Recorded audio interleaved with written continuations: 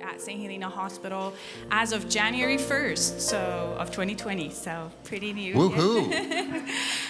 So you all should have your raffle tickets. We're gonna, because you were all here early, we're gonna do one at the beginning and one at the end. So Dr. Herbert, do you want to pick one number? Oh, yes, I do. Okay, here you go. Awesome. Okay, so our first winner is number 69745. All right. Are Wendy. you the winner? Yes, it's you. Okay. What did she win? Awesome. Well, this is your prize. You can open it and share with us what's in it. Here, you're welcome. Thank you. It's a speaker and some other fun things in there as well. So Great. thank you. We're going to do Hoda. one at the end as well. Thank you, Okay. Dr. Herbert. So it's time for town halls, and I was thinking, we don't have anything to talk about. Nothing's going on around here. We have a lot to talk about, so we're going to use the whole time. We're also using technology so that if there are those who are joining us remotely or any of you can text in a question, you're going to hear from the whole executive team, so new format and a lot of information today. Let's just start with a word of prayer. Heavenly Father, thank you for this opportunity to be together. Please help me be clear. There's a lot of important information to impart, and be with each one who's here today as we go about your work of inspiring health, wholeness, and hope. Thank you for being with us today. Amen. Okay, so lots of changes going on, and we talk about that, and healthcare is changing, but I want to talk about where we see the future of Adventist Health St. Helena, and so I'm going to spend a few minutes sharing with you our vision for the next decade. And we know healthcare is changing. A lot of changes have come to our programs and services, but that's all part of getting ready for what's next. And so that's why we provided this visual representation for you, and hopefully that'll be something to take with you and look at. But what's really important about this, and if you look at the front side, not with the picture of the campus, but with the different colors, that is our vision aligning with what the system, Adventist Health, would like to do over the next 10 years. And so the changes we've been making are in the context of preparing ourselves to be relevant to this community that's been changing. The Upper Napa Valley is aging. It has different needs than it did when I arrived here 22 years ago. And so it is a very planned effort to prepare ourselves for the future. So I want to share a little bit with you today about that journey that we're on. So you can't talk about our future without acknowledging our past. And we started as a rural health retreat. These are very, that's not how we provide care today. Healthcare has changed a lot over the time that St. Helena Hospital has been in operation. This is who we care for today. They come from all over California and the world to get advanced treatments in orthopedics, cardiac. But we serve all ages, and we're here for everybody in the community. So what's our vision for the future? First of all, we believe that we need to use our whole campus. And so what this is depicting is those big green zones are part of this campus. We do have some hospital housing on there, but there's a lot of our land that is not being utilized right now. So part of our goal, and so you see the purple shaded area, that's where the core of our hospital operations go. It looks red on your placemat. Up here it's faded, but that's where we have ambulatory, our outpatient services on the campus, but the rest of it is available to be visioned and saying, how could we do health-related things that are very complementary to the hospital? And you'll see some suggestions. We have to work with Napa County, and we're really engaged in that process now to develop what's allowed in the general plan, but they envision this whole area that is in those 4 shaded areas is part of a 100-acre campus that we could develop with health-related services that actually bring revenue that helps support a hospital. And that's one of the things that we're very optimistic about, keeping a hospital going here in the Upper Napa Valley.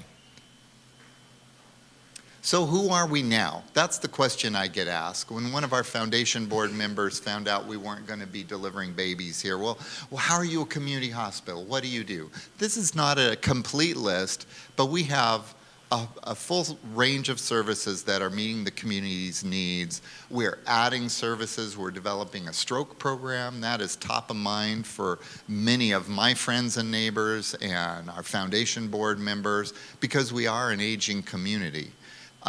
The ages from 30 to 55 are declining in Napa Valley, and every age group over that is increasing in the county. So we're trying to tailor our services to really truly reflect what this community wants and needs. But we still do a lot of things, even if we've changed a couple of things we were doing. I wanted you to know about the process just because it's very involved, and Napa County is very interested in what people do with their property. And so we have just about completed phases 1 and 2, and we're entering phase 3, and we have a group that's regularly working with community members and the county to get the approvals to do some of this development to create a whole healthcare related campus. And then in phase 4, because we will have gotten these entitlements from the county, it will be very, developers will be very interested in coming in and doing some of these health-related things that we're looking into to see what will fall under the approvals the county would give us. So that's what we're doing about the future of the campus. And so I wanted you to be aware that what you see and hear is only part of things. And I just want to spend a moment drawing the connection between the new operating model for Adventist Health and the strategic plan for the system and what we're wanting to do strategically on this campus. So again, your placemat talks about ambitions we have to really do more in community wellness and health maintenance. And so we're lining up all of our divisions of Adventist Health to focus on those areas, consumerism and products and services that modern patients are wanting, and a lot more things out of the hospitals. So the hospitals and clinics will be part of a care division with one leader, and then we're doing a lot of things outside of that. But what we're doing on this campus is really aligned with what the system strategy and vision is. And so I'm pretty excited about where Adventist Health ambitiously wants to go. I've been asked, are we copying other systems?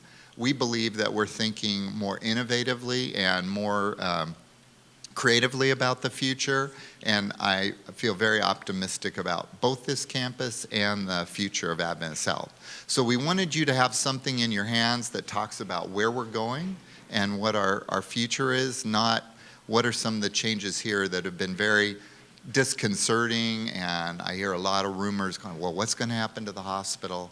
But I believe we have a bright future, and we're very intentionally working on that future right now. So that's what I wanted to share with you. I'm going to invite Elisa, our finance officer, up to share a little bit with you about some things going on the campus.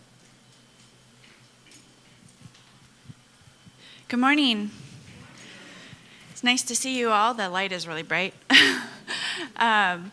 I want to share some exciting updates from our construction project side. And I see Matthew in the back there. He's waving his hand. He's Steve Walker's right-hand man. Is Steve here? No.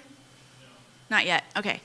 But there are some exciting things that we want to be sure that you know. We've been completing projects, and Steve has been systematically going through the list of things that have been out there for a while and finishing and wrapping things up. So the vascular lab, Dr. Laird's area, that is complete. We're waiting for CDPH approval. So that is a beautiful space that he will put to use as soon as possible.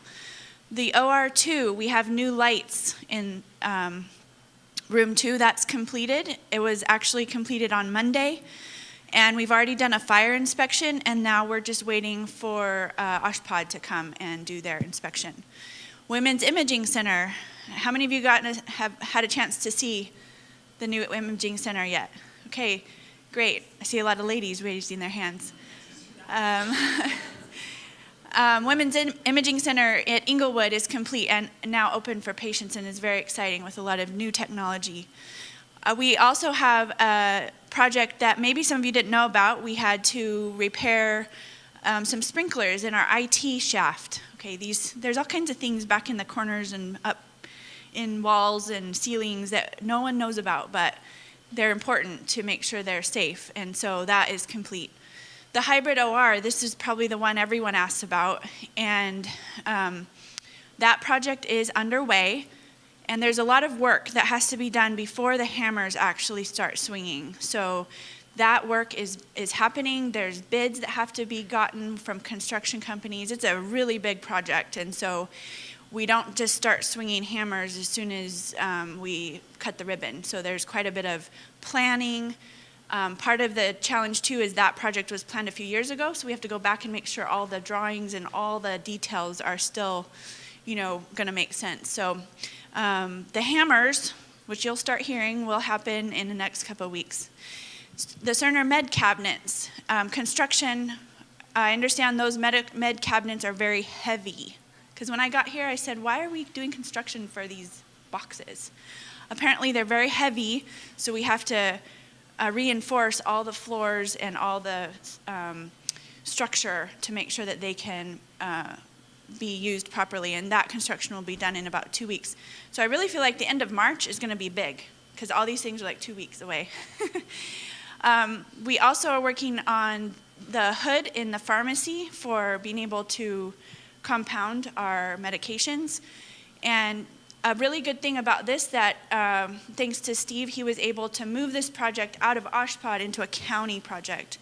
So that is a good thing, because that means it's a little easier to get through the permits and all the processes that have to be done.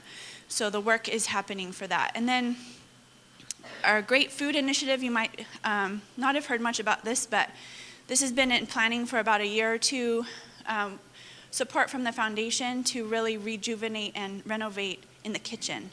And this is also an initiative so we will be able to serve fresh, locally made food to our patients, because right now we actually outsource patient food.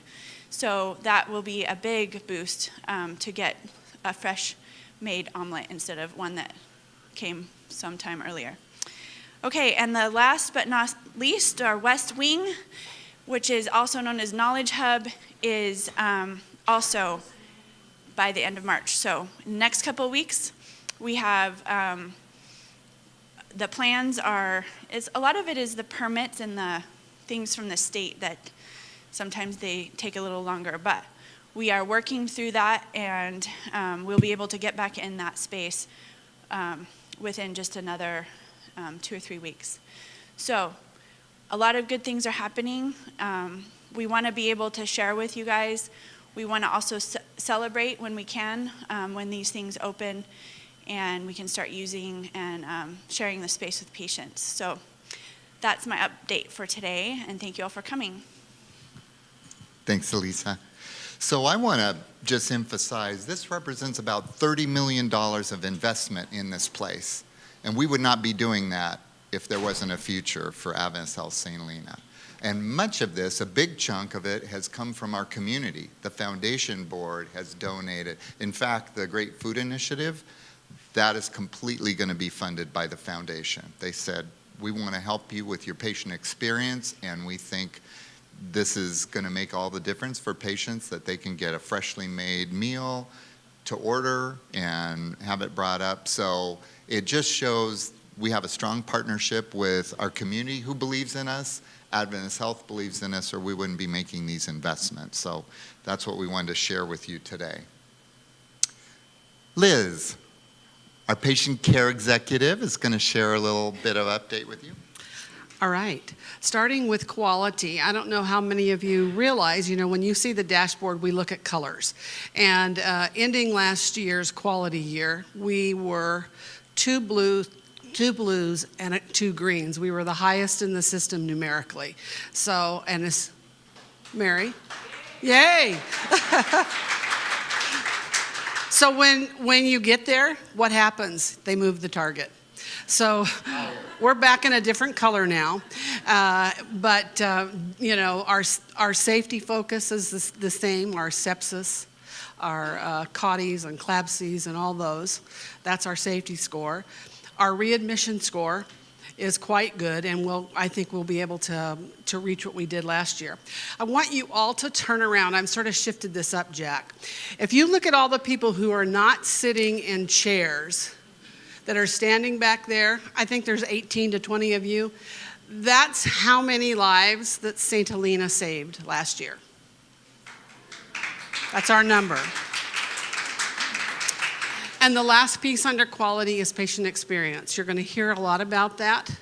We know that we're a noisy place at night. We also know that we don't always do our AIDIT as well. Our nursing team is going to be focusing on bedside shift report and a lot of the measures. And we're going to be doing more education about that so that everybody can feel like that's hardwired. It's what we do already. We just need to take credit for it. Coronavirus. Anybody hear anything about that? You've probably heard some conflicting things, and that is what we hear too sometimes because, what I need to do? Yeah. No, this is not what you need. That's not what you need to do. Don't put on a mask. If it's been determined that you have a patient, and you'll get more information about that you suspect has coronavirus, you'll be wearing an N95 mask. But we don't want everybody wearing those. They're very precious, and we're going to run out. And we don't want to do that, so we have to be very judicious.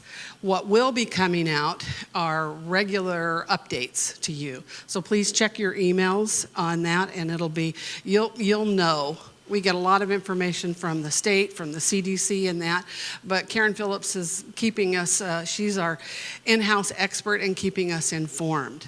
What we do need to know is if anybody has cared for a COVID-19 patient that works in another facility, we need to make sure you let your leader know that. Closure of geropsych. That happened last weekend. It's a difficult decision, lots of good people there. We've tried to relocate as many individuals from Gero into our other departments as possible. But a lot of good work, and we thank Rudy and Jack for their leadership in that closure. Oh, yes. Talking about that. Me. This gives you an opportunity, the pulse survey. It takes like a minute and a half to do. Please go online. I looked at our compliance. I think we were about 15%. And we have an opportunity. This is your opportunity to give us feedback. It's like 7 questions. Please go in and complete your pulse survey. Okay, thank you. I want to just know about those 18 lives. That was only from our sepsis initiative, right? The majority of that, yes. Yeah, so we save lots more lives than that. That's true. Just saying, you needed a visual, and that's huge. Over 400 for the system. Okay. Sanam, you want to join me for a minute? So we want to transition. We feel that recognition is very important, and we listen to our patients, and we acknowledge associates who patients have recognized. Sanam and I wanted to remind you about our Together We Care award, and that is evolving, and this is a way to recognize each other for things that we're doing that epitomize what we aspire to. So Sanam, let's tell them what's happening. Okay, so you will hear more about our Together We Care award. I will share it in an email, but I thought this is a good forum just to kind of like walk you through the steps. So remember the Together We Care Award, we had 5 different categories where you could nominate someone who's not in your department, in a different department, a non-clinical department, a clinical department, who have gone above and beyond for those 5 categories. So we're upgrading our categories. The categories are kind of, I would say, changing, but the concept is pretty much the same. So we have the Be Love, Be Force for Good, Be Welcoming, Be a Mission Owner, Be Curious, and Be Brilliant. I'm pretty sure there will be more work done in your department. Let's see how many have heard of these B statements already. Ooh, Okay. Yay, that's good. So what do these represent, Sanam? These represent who we are, and these are our aspirations. This is being Adventist Health. Being Adventist Health is being love, being a mission owner, being a force for good. So what we're doing with our Together We Care Award, which is an overarching umbrella that encompasses everybody. You don't have to be a nurse to be a nominee for a Daisy Award, right? You can be in administration, you can be in IT, in marketing. So as you remember, this was our elevator speech for Together We Care Award. That is, it's helped and it's developed and designed to encourage everyone to be the best version of themselves, orient sense of purpose, make a difference, and be recognized through the through the power of storytelling. So this was our original Together We Care Award, and these are our 5 categories. We got amazing nominations. For the 3rd quarter of 2019, we had around probably 45 nominees, and we had beautiful stories. As you may remember, in our last town hall, the winner of this award was Ana Hernandez for her teamwork, that we recognized her. Her story was absolutely beautiful. And it's really easy to nominate someone for any of our categories. You will receive it in an email as well. All you need to do is go to this website that I will be putting in an email, and you just put the nominee, you put the reason why you're nominating them. Is it for being loved? Is it for being a mission owner? And you share your story. And the most powerful story will be our winner. So these are going to be our new criterias for Together We Care Award. We're going to have Be Love, Be a Force for Good, Be a Mission Owner, Be Welcoming, Be Curious, and Be Brilliant. And again, don't forget, you need to have a beautiful story to attach to your nomination. So I will send out an email tomorrow with more information and the link, but I just thought this is a good forum just to share it with you. Thank you. Thank you, Sanam. Okay, I'd like to invite up the Force for Good, who is Hoda. And we are going to take questions now and then have another raffle. So we just have a few more minutes. Are you going to come up with the hard question, Craig? You promised me. You can help me out? Okay. Craig's going to help me out if I need to phone a friend. Awesome. So we have a new way of asking questions for those of us who don't want to raise our hands in front of everyone. So if you have other questions as well, we have a lot going on right now on my screen, but you can go to your text messages and text the number 22333 and text the text that says Clear Gift 330. And that way you will join the session and you can ask your questions. And they're also donating $100 to the hospital. Yes, with that. Next time, let's do Next time. So there are some questions that came up. I'm going to read the first one. What specifically are some of the potential service opportunities for the green zones that you were showing on the map? So on the placemat we've talked about, so I want to say that these are thoughts we've had, and we have to make sure that the county will approve it. PUC found out a few years ago how difficult it is to develop your land and how it created a fuss with their neighbors and everything. So we're trying to go very judiciously.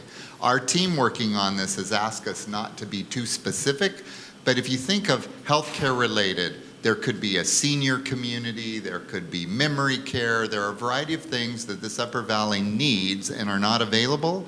And if we provide that, it also complements the services we have in the hospital. So those are the kind of things we're thinking about. I've been asked not to be too specific because we don't want the county to say, oh, well, you're already telling everybody you're going to do this, and we haven't said you have permission. So we have to still be a little careful while we're in phase 3, and that's working through the county process, which in this county is very, you have to be very delicate. So we have some ideas. It does have to be healthcare related, but we are trying to find things that match the community need and will still support what our mission is here. Okay. There's a couple of questions on the same matter, so I'm going to read this. How does the expansion and construction affect housing, employee housing? Is that going to go away? So many of you are familiar with our neighborhood here up on the campus, and there are zones that aren't developed. There might be some of the homes that are in not as good repair that need to be replaced or moved to another location. But we have been thinking, and it's really a hot button with the county, about workforce housing.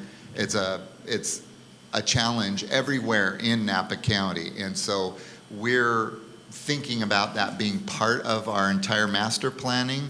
And so we don't have the answer for that yet, but if we have some of our housing stock lost, we'll want to replace that with others, because that we know is a big need. Awesome. There are a couple of questions, and I'm going to turn into Elisa for that. How are we doing financially as a hospital? And if you can go over there so you're on the camera. That's a good question. I have exciting news for our results for January. We actually, for the first time in 11 months, had positive bottom line, over zero. We are currently, this week, in the process of finalizing the results for February, so I don't have February's numbers. 2019 was a hard year, so we ended the year $13 million negative, below zero. That's not negative from the budget. I don't want to tell you the number from what the budget was supposed to be. But that's a difficult thing. And so we've had to, it's made us have to look at things carefully and make some tough decisions. So I was lucky enough to join St. Helena right when we made all those decisions. So I came here as interim in August, and am permanent finance officer now. But a lot of people have asked me, what were you thinking? But I'm excited, and I'm optimistic, and January proves that we have a lot of hope ahead of us. So, and I've dropped my phone. Okay. Thank you. There are two questions on this same thing, so I'm going to ask both of you. Is the hospital closing? The hospital is not closing. There are no plans at the system level or at our level. And as I said at the beginning, the changes that are unsettling and make people wonder, oh, is this just delaying the inevitable? We're modifying who we are to match what the community needs better. And I think that the changes being made are helping us with our sustainability, and we have a lot of plans that are really developing in our growth plans. And with our new leader of this division, he also is optimistic. His name is Andrew John. He's been president of the Southern California region. So we are very optimistic and tenacious. So no, there's not a plan to close the hospital. Awesome. Those were the top questions that we had. And if for those of you who have other questions, if you go on the website and ask us, we are going to prepare a Q&A and send it out to everyone after the sessions. So please, if we didn't get to your question, please do ask them. Okay, and our finishing yes, raffle. Our finishing raffle. Why don't you pick this time, Elisa? Okay. I'm just dropping everything. It's harder than it looks. Okay, this is it. 697-461. Who is it? Yay, Karen. Okay, thank right. you all for coming, and please tell your friends and neighbors to come this afternoon or this evening. What time? 1 o'clock? What time is it?